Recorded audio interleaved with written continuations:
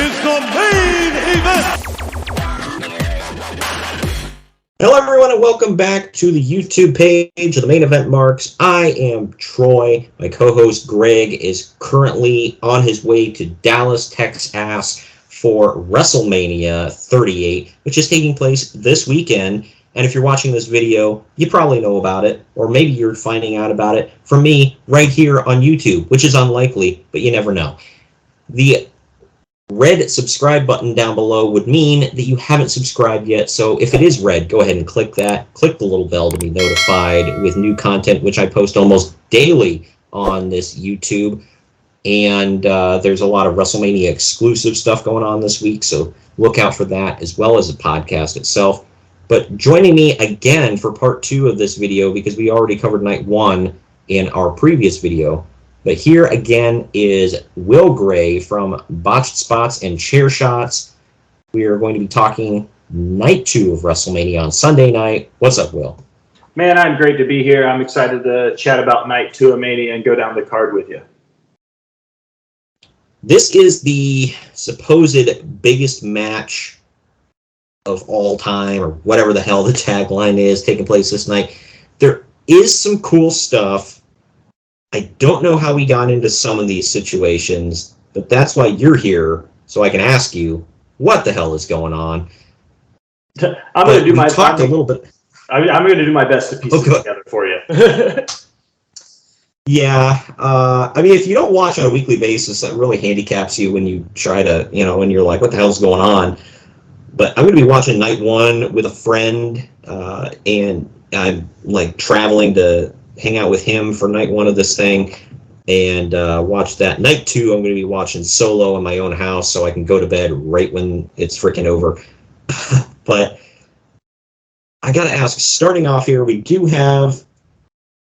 talked about there's 2 women's title matches on the previous night. I don't know why they put them both on one night, but maybe there's something to it I didn't even think of, where something's going to happen between the 4 women. But there is going to be a fatal 4-way tag team match on this card for the women's tag team titles. It's the defending champions of Queen Zelina and Carmella versus Sasha Banks and Naomi versus Rhea Ripley and Liv Morgan versus Natalya and Shayna Baszler. Some odd teams here. Some of them do make sense, but I guess if you're watching the product, it makes more sense. But you got any thoughts or predictions or anything about this one? This is one of those matches where they were just kind of, I feel like it was thrown together. Sasha Banks beat Shotzi on her debut, came back. Naomi joined Banks shortly thereafter and was just like, hey, we're going to challenge you guys for the tag titles. And it was like, okay, cool. And then they threw Ripley and Morgan in after a non-title, like, championship contender style match. And then they added the 4th team later in Natalya and Shayna Baszler. I feel like the Natty and Shayna tag team is one of the ones where they have stars that don't really know what to do with them, so they put them in a tag team together and threw them on WrestleMania weekend. This match altogether, it's one of those things on paper. You've got some people in there that can work. Naomi, Sasha, Rhea, Liv, Natalya. Like, you got people that can really, really work. Shayna. Ultimately, I'm saying everybody except for Queen Zelina and Carmella. I'll say it. Like, everybody in the match can work except for the 2 champions. Yeah, that's sad. But, I mean, Carmella is a former women's champion, and she absolutely sucked. And now she's a tag champion. She's not any better. Like, I feel like the longer she wrestles, the worse she actually gets. And that's, I guess, a talent in and of itself. So, cool? I don't know. But yeah, I mean, don't get me wrong, I'd like to see her all the time, but as far as like seeing her wrestle, I have no interest in that. I don't think many other people have an interest in seeing her wrestle. Same with Zelina Vega's never been a good wrestler. So I remember watching her in TNA back in the early, like, what is it, 2009, 2010, something like that. She was around there. She was like absolutely awful then. She couldn't do anything. And now she can do some things, but I mean, that's literally stepping up from like the worst you can be to, passable, I guess. I feel like after her release, and then they released her husband, and then she came back. I feel like a lot of this has been revolving around like the deeper, darker stuff inside of her family, and I don't want to open that can of worms at all. But I feel like the way they handled her and her husband's release was part of the reason she got brought back and then got the push she did, was because it was like WWE realizing they messed up. Like I said, I'm not going to deep dive because I'm not as knowledgeable about it as I would want to be to speculate. But it seemed like she went from being not on the roster to being released to coming back and then being Queen of the Ring, all within like 8 months of each other. And I was like, just seemed very confusing how they handled everything revolving around her. Yeah, it's odd. And I was, teach their own, whatever, but I always thought it was like funny. Greg and I always point out, it's like, she's talked before about her and her whole family are like very like deeply Catholic and whatever. And then like Malachi Black is like an actual Satanist. Yeah. I'm like, how does that work?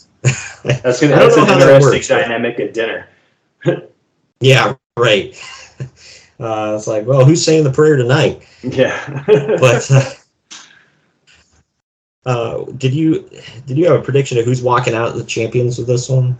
I'm gonna say anybody other than the champs. I would probably figure it'll be Naomi or Sasha or Rhea or Liv. I feel like both of those teams have a lot of like they've got a lot of like big pops and internet going with them. I feel like Liv Morgan is the internet queen right now. It seems like everybody loves her and Rhea. So I don't see this being too far of a stretch for them to put the belts there just because of how popular they are. Yeah, I think that would be cool for a little while, I mean, because they're clearly not going to put, this might be the compromise, because they're clearly not going to put the main title on Liv. Rhea has had, like, they're not going to put the main title on her right now. Like, she's just not, it's not in the cards for her. So I feel like, well, they want to put a belt on them, but it's not, they're not going to make them the women's champions. So this is a compromise, I guess. This is the perfect segue to talk about how the women's need a mid-card title to help develop these younger stars. The women need a version of what the Intercontinental title was in the 1980s and 1990s, where it went to the workhorse of the division. That was like the young up-and-comer who could work and was ready to get that push to the world title. The women's division in WWE has never had this, and I feel like that's why their development in that division has always fallen short, is because until the tag team titles, there was no mid-card at all for the women's division. It was either the women's title or bust, and that was it. And previously, you could get away with that because they didn't have a very stacked women's roster until the last few years, honestly. Because, I mean, people can talk about the women's division didn't get a lot of respect from WWF in the past, which it didn't. But at the same time, look at a lot of the people they were hiring. Like, they were not good wrestlers. They were models or whatever that they said, go in there and do a headlock. So, I mean, Kelly was like the top champion for the longest time, and she was absolutely horrendous. So, she didn't get by because she was Lou Thez or something, But either way, we talked about this guy on the last video when we were talking about celebs. Johnny Knoxville is back in an Anything Goes match right up his alley, taking on Sami Zayn. I feel like this is just an invitation for the entire Jackass crew to be on the WrestleMania card and come out and help him. Am I wrong? No, you're absolutely right. I feel like everything building up to him and Zayn's interactions before the Rumble, leading up to the Rumble, all those run-ins, even they had an altercation at the premiere of the new Jackass Forever movie. So, I mean, the clear build-up for this match has been there for the last few months. I feel like this is a better celebrity pick than Logan Paul on night one, because Johnny Knoxville he is a wrestling fan, the no holds barred match makes sense because, like you said, it gives you an opportunity for the guys from Jackass to do Jackass things. So it'll be fun to watch because it'll give them a chance to do live stunts, which I think could be cool or could be absolutely horrendous. And either way, I feel like I'm going to get behind it no matter what. It may not be true traditional pro wrestling, but I think this is going to be fun to watch no matter. And I feel like they picked the right guy here with Sammy, because there aren't too many people that could pull this off, and it's going to look goofy, obviously. There's no way around it being goofy, but I feel like he can get away with it being goofy with him, and it's not like, oh, that was like embarrassing to watch. There are some people that it says, like, you're not going to do something like this with like a Drew McIntyre or even a Shinsuke Nakamura would be pushing it. You know, you're going to do it with a Sami Zayn. And it's a good pick, too. Sammy's a good, safe worker in the ring for the most part. He knows how to do his spots, so you know he's going to do well to work with a green worker like Knoxville. And like you said, Sammy's got that comedic relief about him. He has his whole career, even being back to El Generico. Like, he's always kind of had that happy-go-lucky feel to him. Even in his heel runs, he still had a lot of the comedic aspect to it. So this is the perfect pick. If you're going to pair a celebrity with somebody, especially somebody like Knoxville, Sami Zayn's a solid pick. Right. Yeah, I think so as well. Did you have a prediction on a winner for this one? Johnny Knoxville goes over with the Jackass crew, and it's going to all play into the Sami Zayn's conspiracy theory about how WWE is out to get him, because he's going to lose his WrestleMania moment to the Jackass, and that'll be the whole thing. It'll be WWE set me up. So I feel like this is another one of those like good stories where they're going to allow Sami to continue being Sami after this point, even with a protected finish where he loses, but it's still not going to matter that he lost because it's going to take like 6 guys to do it. You see what I mean? Yeah, that's a good point. And I don't know, I always like Johnny Knoxville and the Jackass crew, and I haven't seen the new movie yet, so I don't even know if they're friends anymore or if he's involved in any way, but I would personally pop if Bam Margera came out, so. It would definitely be a throwback to my high school. Yeah, I would love that. That would be like, you know, his special surprise. Bam Margera's back. That's who Seth Rollins is going to fight. Seth Rollins is going to wrestle. Oh God, yeah.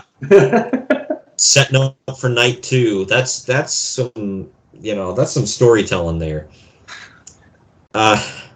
This one isn't technically a celebrity match, but he's not a wrestler per se. We've got Pat McAfee versus Austin Theory. And when McAfee, they announced it on McAfee's show with Vince, which was if anybody hasn't seen it yet or heard it, definitely go back and listen to whatever McAfee's interview with Vince McMahon. It's awesome. Vince is like laid back and relaxed and just dropping F-bombs, and just it's not family friendly, obviously, but man, it's cool to hear and listen to. McAfee's like marking out the whole time. It's great. But this one, I'm looking forward to seeing it because Austin Theory, and I'm not complaining, but he's gotten a weird push being Vince McMahon's guy. And I don't totally get it, but like I said, I don't hate it. I like this. And he's taken on Pat McAfee, who, what we've seen from him previously, he's done really good in the ring. Again, you know, not to go back to Lou Thez comparison, but, you know, he's not, like multi-time world championship material, but he's good. He's entertaining. What do you think is going to come out of this one? I feel like McAfee and Austin Theory should be a good match. We know McAfee can work. We know he can take bumps in good spots because we've seen him in War Games. We've seen him wrestle Adam Cole. Like, we know the guy can do basic wrestling matches. And putting him in a ring with somebody like Austin Theory, however young he is, Theory has proven by working with some bigger name guys that the kid can work. And that's just the reality of it. Whether anybody wants to admit it or not, you don't get an on-screen rub from Vince McMahon, even if it is Vince in his 70s, if you don't know what you're doing. And I feel like given where he's at in his career, Austin Theory is on a meteoric rise. And I feel like in the next 3 to 5 years, that kid will be the face of the company. That being said, him going against Pat McAfee is a perfect fit here because, once again, this goes into one of those protected finishes. So if he beats McAfee, you're like, oh, man, that's awesome. He beat McAfee. But if he doesn't, then you'll go, well, McAfee's older. He's more experienced, blah, blah, blah. There'll be reasons why you're okay with McAfee beating Theory. So it's one of those, like, he's almost protected no matter how this match finishes because he's got the rub from Vince already. And anytime McAfee's gotten one over on him leading up to this, it's always been, like a sucker hit or, behind his back or, something. So, I mean, I can see McAfee, pulling tricks out of his bag and pulling one over on Austin Theory here with, with some trick up his sleeve. But I could also see Austin Theory just beating him in the center of the ring. Mm-hmm. So it's this one's a pick'em. I have no doubt that this man. I mean, I think my co-host thinks it could steal the show. I think that's kind of blowing it a little out of proportion. But I do think it's going to be really fun and it's going to be very entertaining. And anybody who watched, because Pat McAfee's a big name outside of wrestling. Correct. So I think this could get some eyeballs on WrestleMania where people are like, oh, I know him, that don't know that he actually works for WWE now. But that's definitely a match to watch. We've got another multi-team match for titles here. It is a triple threat tag team match for the Raw tag titles. It's RK Bro of Randy Orton and Riddle versus the Street Profits, Angelo Dawkins and Montez Ford, versus the Alpha Academy of Chad Gable and Bobby Hill, a.k.a. Otis. This one, I think this one is, talk about pick'em. I mean, RK Bro has been on a roll. Riddle is usually, anytime I tune in or hear anything about Raw, Riddle is usually one of the highlights of the show. He's charismatic as all hell, and Orton seems to be having a lot of fun working with Riddle. Just, from somebody that doesn't know the backstage stuff, just why he looks like he's having a lot of fun on screen with him. But what do you think about this one coming on? I feel like RK Bro re-winning the straps off of Alpha Academy, and then the Street Profits playing the "We Just Beat You" card. Let us have a shot at the title. I feel like that's good WrestleMania storytelling. You know what I mean? Have the guys lose to one team, but then the next week have them beat the champions to win the belt. Then you very well have 3 teams that have viable options for this title. And this is one of those situations where we do, because we've seen all 3 teams beat each other at one point or another, be it clean or dirty. RK Bro has wins over the other 2 teams and just across the board. So you're right. This really is a true pick'em. If I had to pick out of my personal preference, I would love to see the Street Profits get one more good title run, because I think that Montez Ford is ready to be pushed as a single star. The guy can work, he can talk. Everything about who he is pure WWE superstar. So I'd like to see the Street Profits get one more good push before Montez takes off for the moon. I don't totally disagree with that. At the same time, I think the Street Profits are such a synonymous package deal. They work so well as a tag team, and I honestly hate without seeing a definitive reason this needs to happen kind of thing. I hate seeing actual units get broke up, because so much in WWE for the last decade and a half, I'd say, it's just thrown together tag teams. Not since the Ruthless Aggression era have we really seen a lot of unit teams. NXT tried to bring that back for a while, and they did well with the Revival and Blake and Murphy and Vaudevillains and all them. But WWE, it's just this guy with that guy. Okay, now they're the champions. Okay. So I don't know. I like the Street Profits. We got them. We got I don't know if they're out again, but the Viking Raiders. They're just got Alpha back to the main roster, but they're not getting into the title picture yet. They've only been back like 2 or 3 weeks, I think. Okay. And I think Alpha Academy is a decent pairing since obviously Tucker has been released and Jason Jordan will never wrestle again, unfortunately. You know, Chad Gable, I think, could be a single star. For some reason, they don't see him that way. Otis, I feel, is just, when he's on his own, he's just a comedy guy. And that, you know, I can't believe they gave him Money in the Bank, but, you know, it happened. And then, so I think this is a good pairing, these two, because it's like, all right, you're not going to push either one of them. They're good tag team guys. They were in good tag teams previously. And now, like, Tucker was fine, but it's not like he was a workhorse. Now, Otis can tag out to somebody who can actually work and, you know, whatever. And they can take the bumps and slam around. And then Otis can come in and clean house. So I like that. I completely agree. I think Shorty G is he's a beast. I recently covered King of the Ring 2002, and I said that Kurt Angle in 02 looks like Chad Gable's leveled up because he's so much bigger than Chad is. But when I watch Chad work, I see so much of a young Angle, like in his tactical work and the technician that he is, and like everything about it says Olympian. So when you see him have a chance to work, like, you forget, like, the kid is a legit worker in the ring. So having him work with Otis and their amateur background, the tag team makes sense.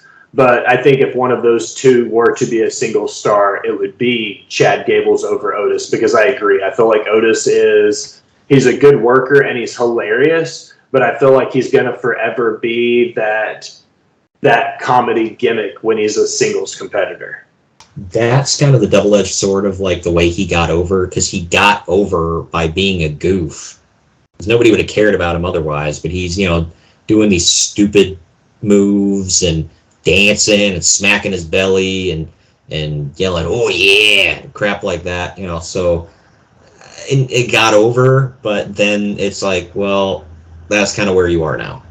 So, and yeah, I don't understand the whole, like, Gable's not that small.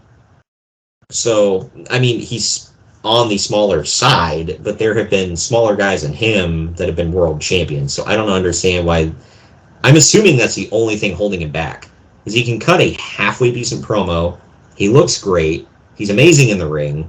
I'm like, I don't know. And he's got that Starrcade main eventing tan, man. So yeah, he does. Gotta give him points for that. I know you picked the Street Profits. I might have to say Street Profits as well. I think they'd be a good pick for this one. I really see RK Bro. I don't know. It's a double-edged sword. On one side, I don't want to see them break up. On the other hand, I do want to see them break up. So I don't know.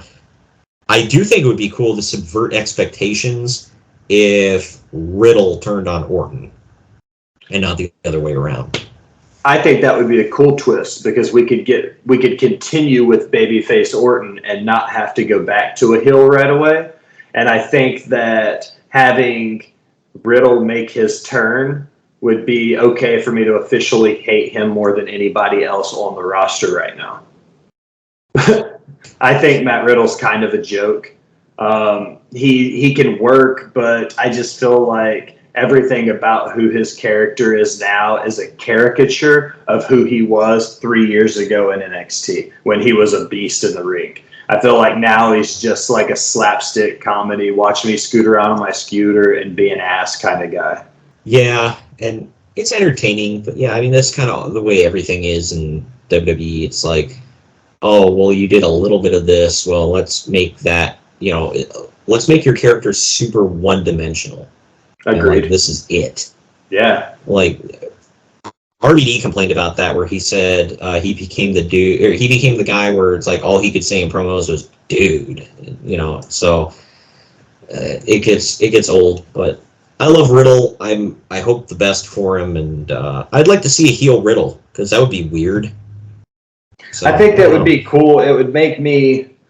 I think it would be something that could draw some attention to him outside of just the ridiculous comedy stuff. If we got a more serious heel Riddle, it might give us something to work with. I just feel like right now he's detaching himself too far from being a worker, that everybody just thinks of him as a comedy act with a powerful Randy Orton behind him to get the win.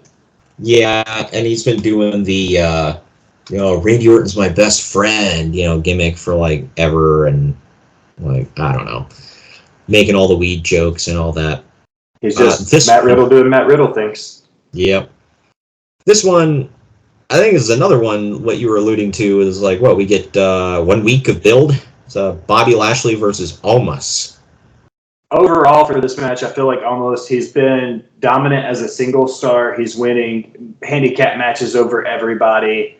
I feel like Lashley making his return to Raw and then challenging the biggest guy on the roster is, I feel like that's the big point for Lashley. It gives him a match. It gives him a return. We're going to get a babyface Lashley against a heel Omos. So it'll give us that chance to see Lashley come out. I don't see them being very likely to put him over, almost meaning rather, because I feel like Bobby Lashley is going to come out as the pop for his return, and he's going to be able to just like, he's going to be the reason Omos loses his perfect record. You know what I mean? Like, he's undefeated up until now, and this will be the David versus Goliath match that we've all wanted. That's a hell of a David versus Goliath when David's almost the size of Goliath. Jacked him. Yeah, he's a jacked ass, damn near 300-pound dude. He might be 300 pounds for all I know. Yeah, I mean, this match isn't going to be good. There's no chance of that. I think Lashley's a good enough worker where he's going to make it presentable, but it's just going to be two big ass dudes. Like, it's going to be like quality wise, it's going to be better than Hogan Andre at WrestleMania 3, but I feel like it's going to be in that same style. To your point of David versus Goliath, like Hogan was a giant effing man. Andre was the giant. So, I mean, it's kind of that same situation here. You've got a big ass jack dude against a almost isn't immobile. So I got to give him that. He's better than the Great Khali or something like that. Very true. He's still not. I mean, I'm comparing him to people like, I mean, it's going to be a better WrestleMania match than anything, Giant Gonzalez had, which isn't high praise, but it's the best I can muster up at this point.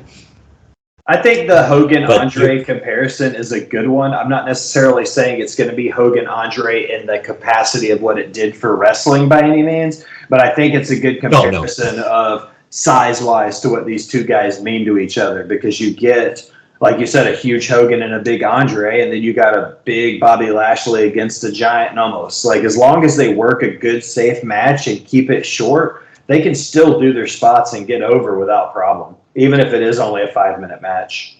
Yeah. I mean, you give this thing 5-6 minutes, and I mean, both of them can beat the piss out of each other within 5 to 6 minutes, and do a couple of decent spots. Bobby can hit his spear, have him spear him like 2-3 times and end the damn thing that way. Put him down on his, spear him, and then get him down to his knees and have him put the hurt lock on him while he's on his knees. Like, have him take the foundation out of the giant so that way he can get the hurt lock on somebody that's twice his size. Absolutely. Yeah, that'd be awesome.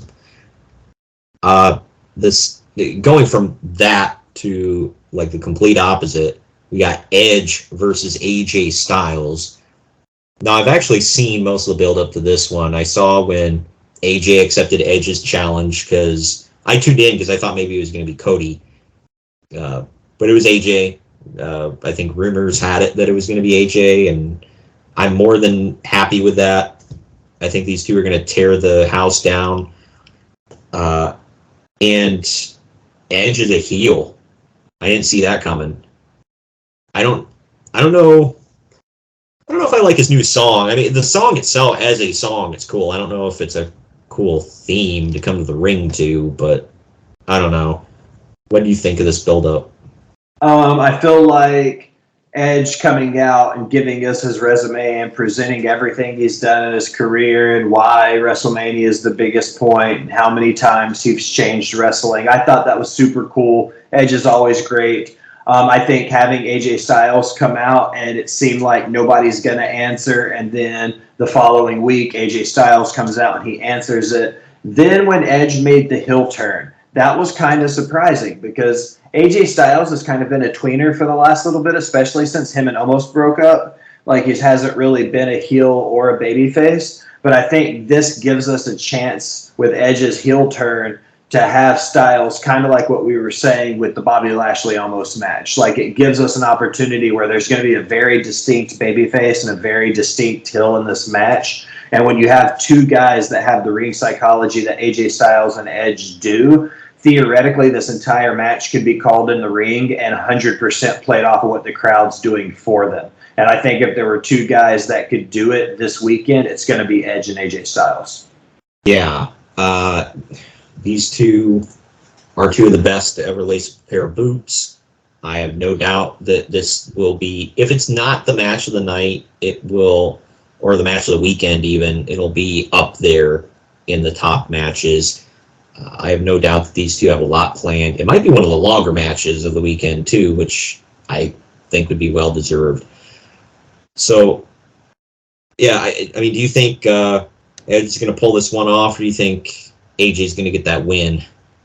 I think this is going to be kind of not a swan song for Edge. This won't be the end of it, I don't think, but I think this is definitely going to be the homage to him handing. This is going to be him giving the rub to AJ and AJ taking off. Not that he needs it. This is like, this is Undertaker losing to Brock. Brock didn't need to beat Taker at WrestleMania to get over. AJ doesn't need to beat Edge to get over. But because of who it is and where it is and what the match is going to represent, I think AJ is going to take the win, and it's going to be a good starting point for him leading into 2022 and 2023, moving back into the title picture. And I think Edge is going to be the catalyst and the leaping off point for that.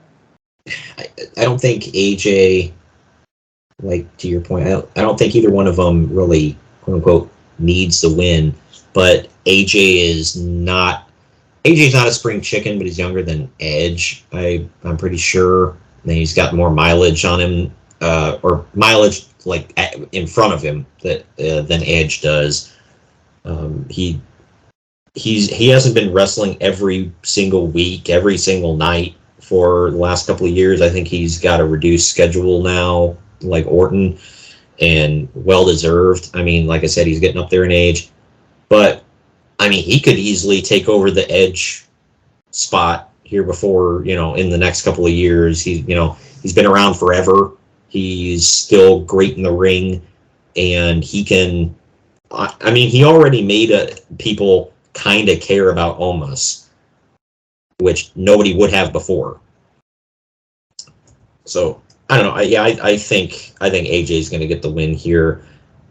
If Edge won, I'd be curious to see why, because sometimes they do interesting stuff like that, but I don't know.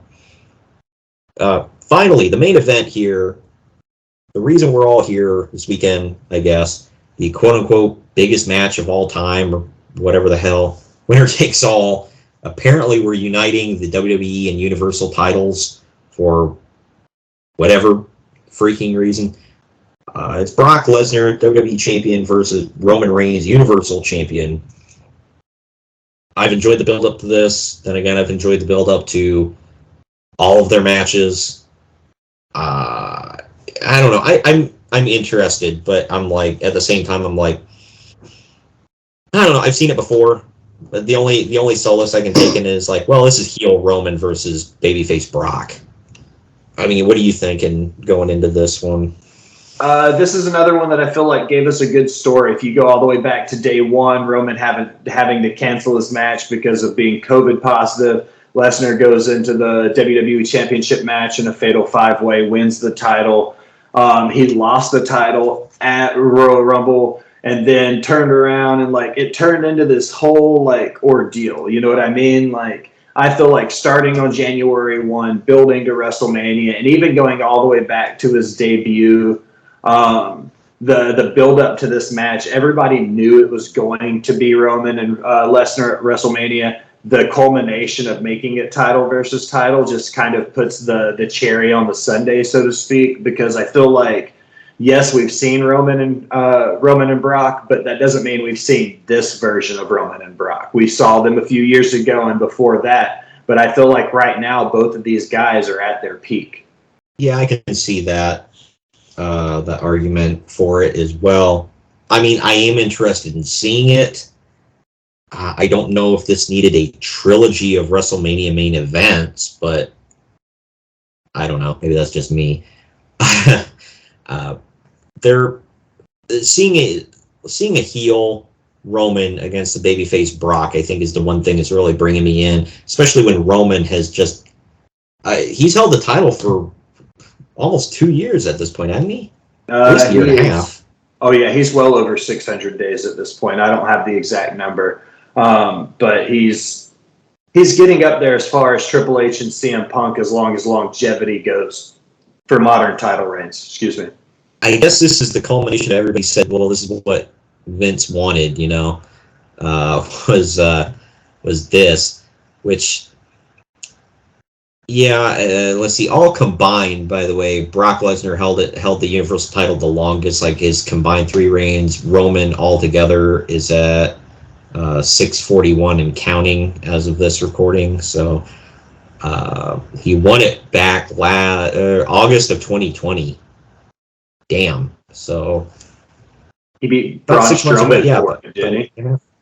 Yeah, Braun Strowman at Payback of all shows. But that seems like forever ago, not considering where Adam Shear is with the create your narrative nonsense. Oh, for God's sake, yeah, that gem.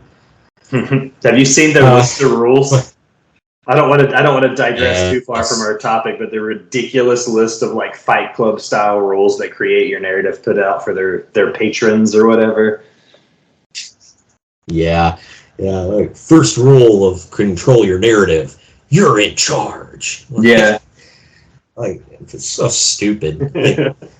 And they're like, no hashtag super kicks. Like, all right. But if I'm in control, why can't I throw a super kick, damn it? Like, yeah, right.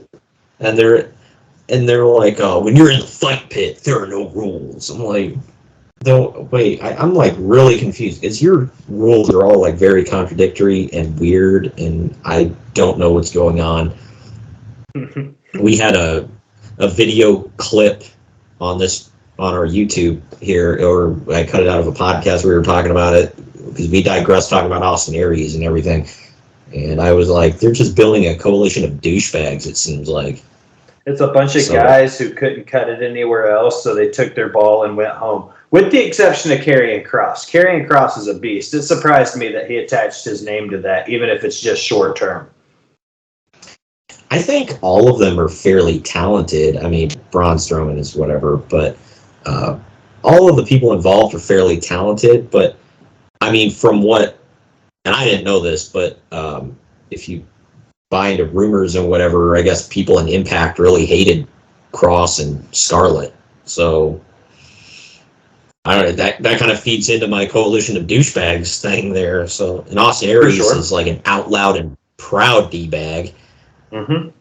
I like EC3, but he's been entangled in multiple, like just the way EC3 talks. I don't know if he means to do it. It's just the way he talks. But sometimes he comes across as like very condescending when he talks.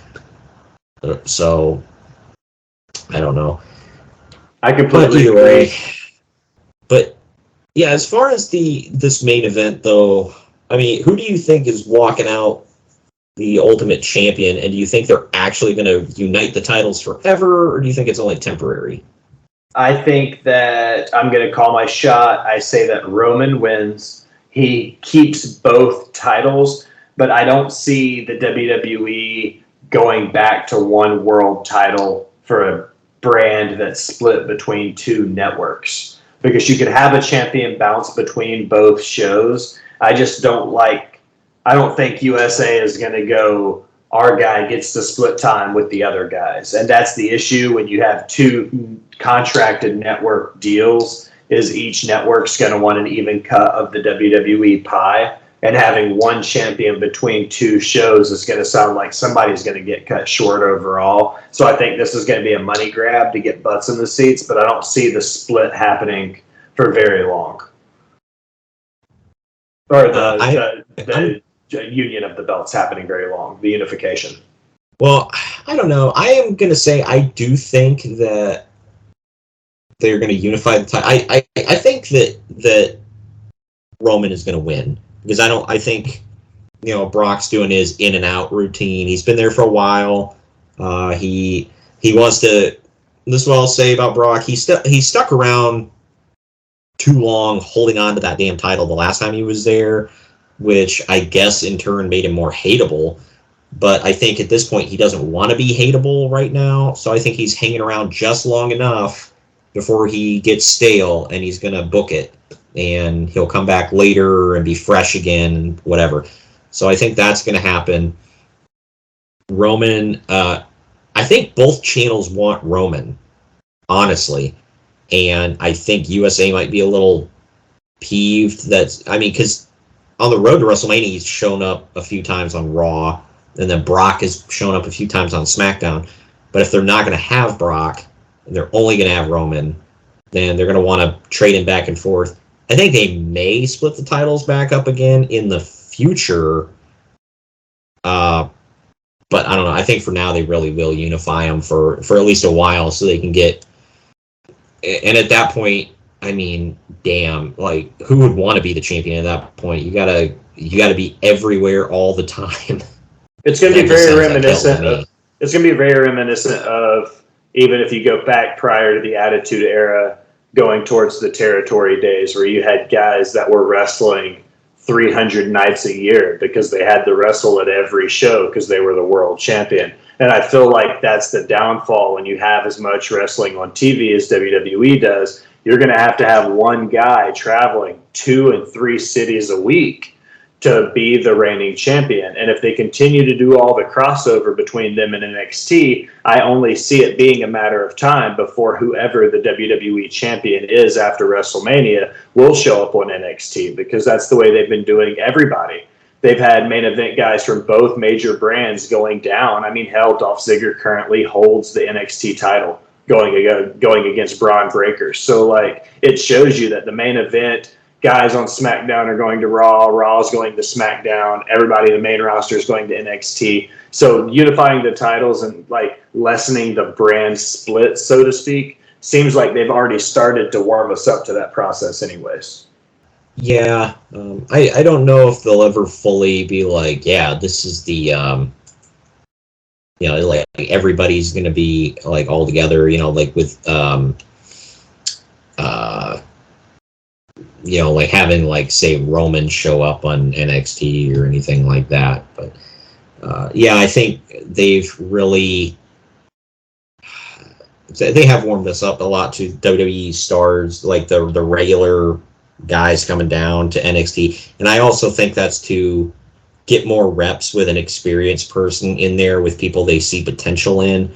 Like they sent AJ down there for a couple of weeks, and I can't remember all the people. I think Riddle went down there once. Again. Riddle went down there and did a thing with MSK against Imperium and Walter. AJ Styles went down there and did a whole program with Ridge Holland, which was surprisingly good. Both of those guys worked great together. So I like the idea of the bigger, more experienced stars going down and working with the NXT guys. It makes sense. It gives them a chance to help those young guys like hone their chops and get over a little bit without having to risk getting hurt by somebody else who is green as they are.